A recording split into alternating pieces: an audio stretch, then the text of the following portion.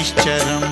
नीलाञ्जनसमाभासं रविपुत्रं यमाग्रजं छायामार्तण्डसम्भुतं तं नमामि शनैश्चरम्। नीलाञ्जनसमाभासं रविपुत्रं यमाग्रजं छायामार्तण्डसम्भूतं तं नमामि शनैश्चरम्।